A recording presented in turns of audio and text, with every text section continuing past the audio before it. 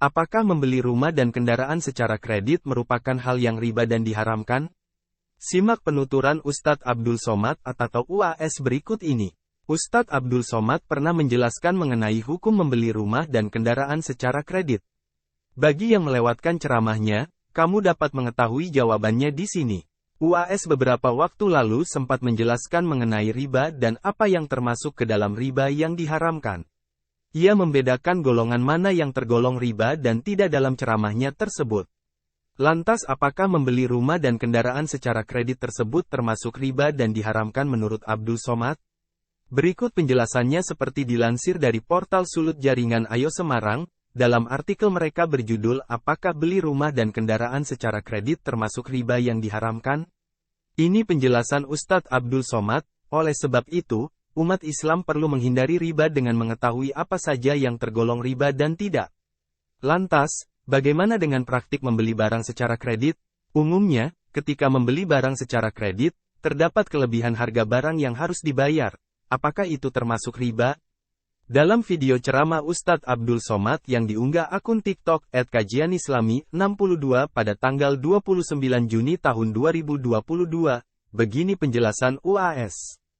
Ustadz Abdul Somad menjelaskan bahwa riba terjadi ketika kita meminjam uang dan membayar lebih dari yang dipinjam. Riba itu seperti ini, pinjam uang dan bayar uang berlebih, ujar Ustadz Abdul Somad. Ustadz Abdul Somad menegaskan bahwa jika kita memberikan pinjaman atau menerima pinjaman uang dan membayar lebih dari nominal yang dipinjam, maka itu tergolong riba. Itu riba, tegas Ustadz Abdul Somad. Dalam Islam, riba merupakan dosa besar yang mesti dihindari oleh umat muslim. Terdapat beberapa dalil dalam Al-Quran yang mengharamkan praktik muamalah yang melibatkan riba di dalamnya. Al-Quran Surah Al-Baqarah ayat 275 menyebutkan bahwa Allah telah menghalalkan jual beli dan mengharamkan riba. Sederhananya, Ustadz Abdul Somad menegaskan bahwa ketika meminjam uang dan membayar lebih maka itulah yang disebut dengan riba. Pinjam uang, bayar uang berlebih itu riba, terang Ustadz Abdul Somad. Lantas, bagaimana dengan praktik kredit barang, atau membeli barang dengan dicicil? Tapi kalau beli barang dicicil tidak riba, terang Ustadz Abdul Somad. Ustadz Abdul Somad menjelaskan bahwa ketika membeli barang dan dicicil untuk membayarnya maka tidak termasuk riba. Beli motor, dicicil pakai uang, ujar Ustadz Abdul Somad.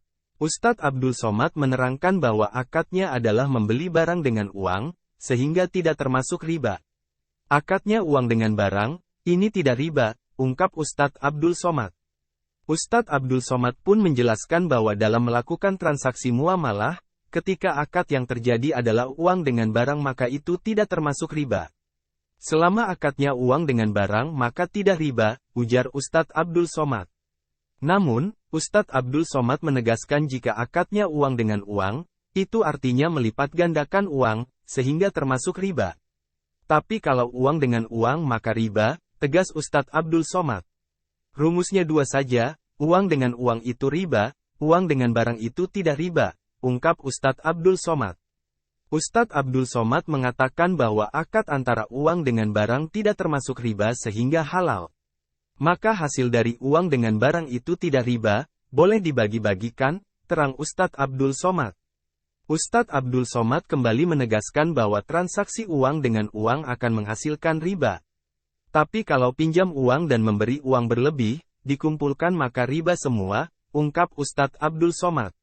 Itulah penjelasan Ustadz Abdul Somad atau UAS terkait apakah riba membeli rumah dan kendaraan secara kredit.